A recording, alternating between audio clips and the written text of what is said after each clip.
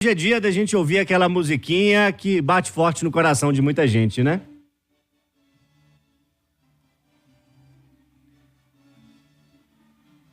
$30, Paulo? 30 anos. O Dia do Trabalhador Loli relembra hoje 30 anos da morte de Ayrton Senna.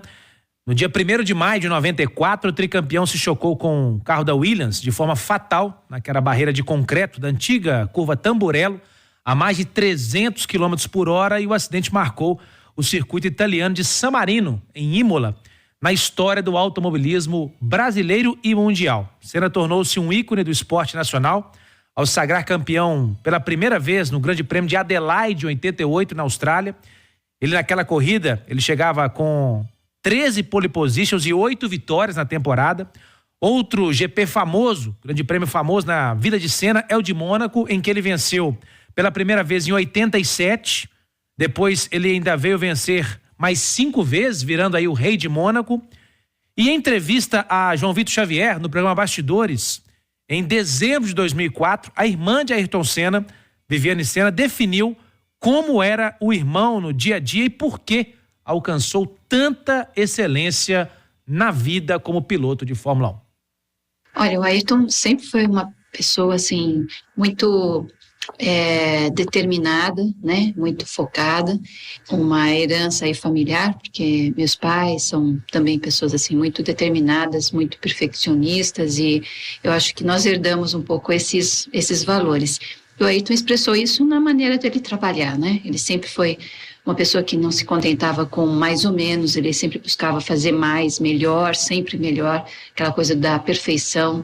Ele nunca se contentou com o segundo lugar, ele se colocava sempre de maneira muito determinada mesmo diante de fracassos, dificuldades, ele continuava determinadamente a ir em frente.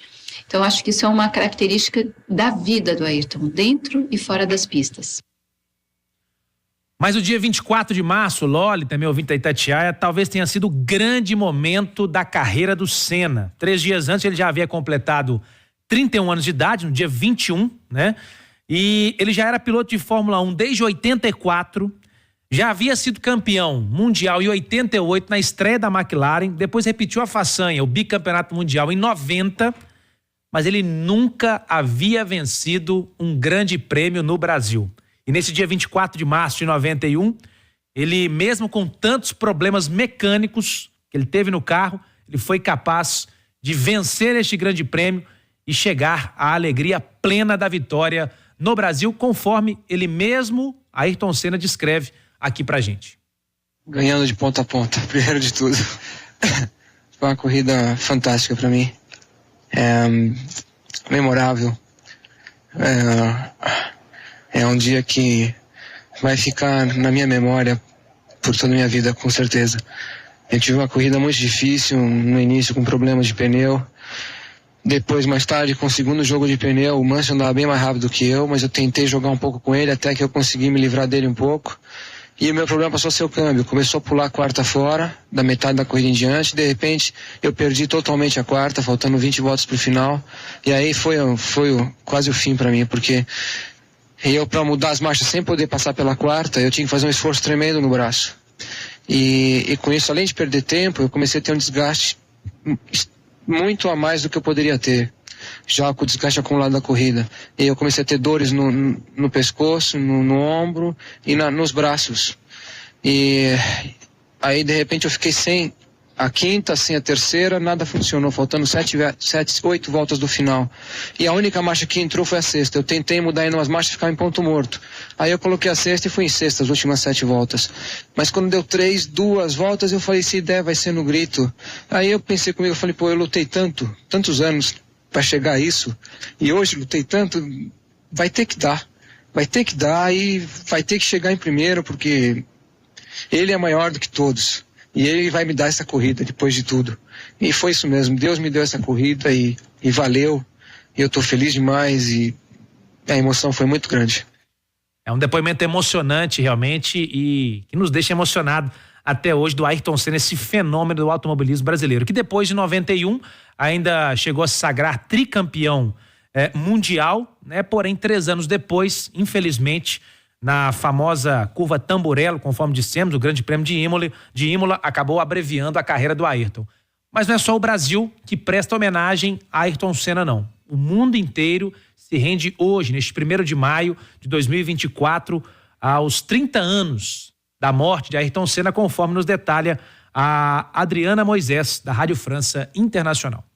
O mundo recorda neste 1º de maio de 2024 os 30 anos da morte do piloto Ayrton Senna.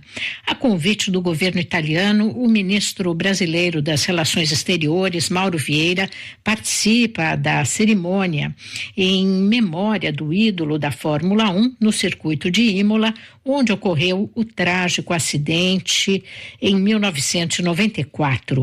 O piloto austríaco Roland Ratzenberger, morto na véspera, também é homenageado.